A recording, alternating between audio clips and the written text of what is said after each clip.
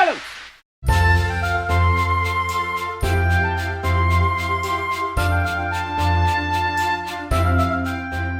Do you know what? Asked Percy. What? Grunted Gordon. Do you know what? Silly, said Gordon. Of course I don't know what, if you don't tell me what is. If the dome fits. He made cars laugh at us, accused the engines. Sir Topham Hatt recovered. He'd been trying not to laugh himself. Your worthy Sir Topham Hatt to you, ordered Duck. Diesel looked hurt. Oh, said James. Oh, where's Percy? What you need, said Edward, is a deputation. He explained what that was. Percy ran back quickly. Edward says we need a depot station. Of course, said Gordon. The question is, what is a desperation? Asked Henry. It's when engines tell Sir Topham Hatt something's wrong. Did you say tell Sir Topham Hatt? Asked Duck thoughtfully. There was a long silence. I propose, said Gordon, that Percy be our disputation. Me? Oh, dear, what can the matter be? Sang the fireman. Johnny's so long, and never you mind about Johnny. I can't. Rubbish, Percy, said Henry. It's easy.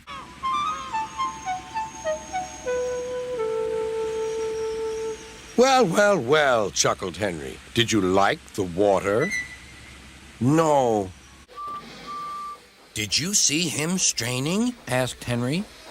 Positively painful, remarked James. Just pathetic. He should give up and be preserved before it's too late. Shut up, burst out Duck. It's to leave you behind I be wanting.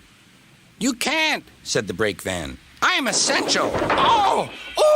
I hear tell about an engine and some tar wagon. Shut up, said James. It's not funny. Well. Surely, James, it wasn't you. Hush, said Donald. I can hear something. Probably the wind, said Douglas. Help. No, listen, insisted Donald. Over here. Look, it's Thomas. Come on, the poor wee engine must be frozen to the frames in there. Lush sakes, Donald, it's Henry. Dinna fetch yourself, Henry. Wait a while. Why should I keep my passengers waiting while Henry and James dawdle about all day on viaducts? Don't blame me, snorted Henry. If we hurried across the viaduct, it might collapse, and then you'd have no passengers at all. What would you do then? Run my train on time, for one thing, retorted Thomas. Your ugly phiz is enough to frighten anyone, said Thomas. You're like ugly indeed. I'm a green caterpillar with red stripes.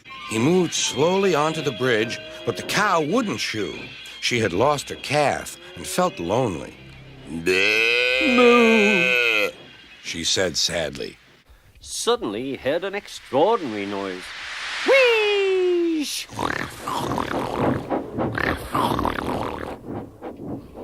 Bother, he said. Well, chuckled Edward. Two big engines afraid of a cow.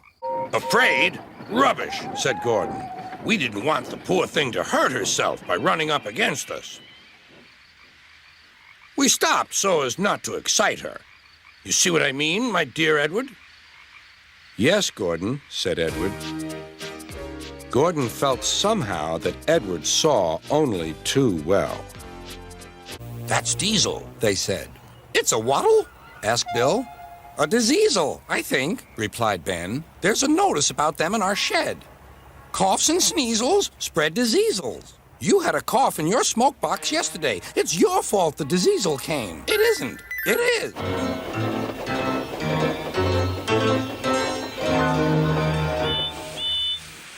Do you mind? Yes, said Bill. I do. I want my cars back. These are mine. Go away.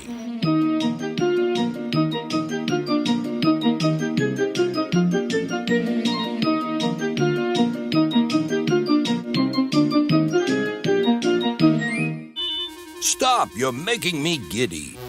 The two engines gazed at him. Are there two of you? We're sorry, Mr. Next morning, Bill and Ben peeped into the yard. There were no cars for them, but they didn't mind that. What's that? Asked Bill. Shh! It's Gordon. It looks like Gordon, but it can't be. Gordon never comes on the branch lines.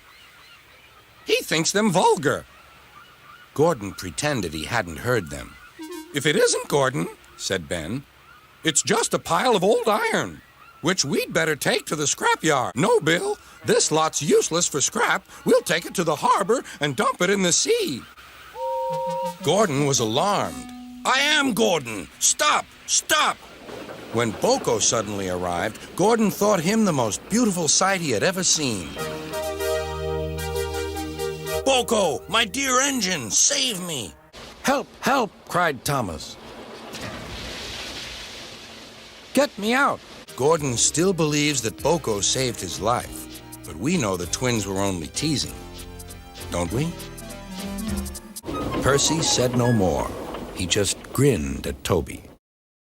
Anyway, said cheeky Percy, I'm not afraid of water. I like it. He ran off to the harbor singing. Once an engine attached to a train was afraid of a few drops of rain. No one ever lets me forget the time I wouldn't come out of the tunnel. Hello, Percy. It's nice to be back. Percy jumped. Yes, sir. Yes, sir. Please, sir. You look nervous, Percy. What's the matter? Please, sir. They've made me a desperation, sir. To speak to you, sir. I don't like it, sir. Do you mean a deputation, Percy? Yes, sir, please, sir. It's Donald and Douglas. They say, sir, that if you send them away, sir, well, they'll be turned into scrap, sir. That would be dreadful, sir. Please, sir, don't send them away. Thank you, Percy. That will do. I've got him cheap, Jem, cheap. Well, I'll be a ding-dong-danged. Beg pardon, sir, gasped Duck. Excuse my intrusion. No, I won't. You've frightened my customers. I'll teach you, and he lathered Duck's face all over. I do not like engines popping through my walls, fumed the barber. I appreciate your feelings, said Sir Topham Hatt, but you must know that this engine and his crew have prevented a serious accident.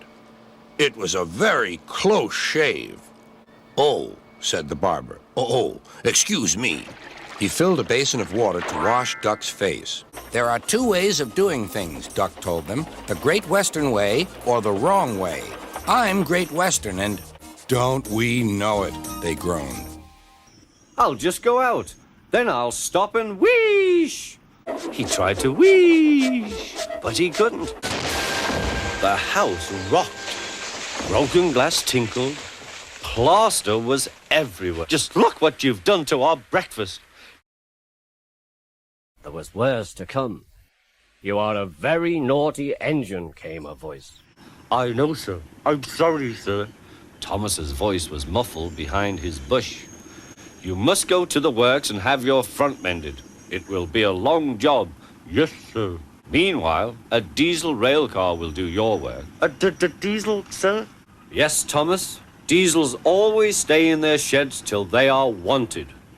Diesels never gallivant off to breakfast in station masters' houses. I can't understand, said the shunter. Whatever made Sir Topham Hatt send us such a feeble, spluttered Daisy. Let me... It was time for Thomas to leave. He had seen everything.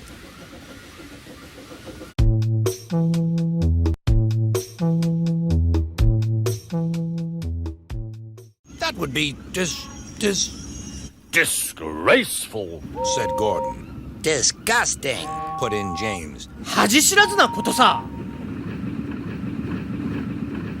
Despicable, finished Henry.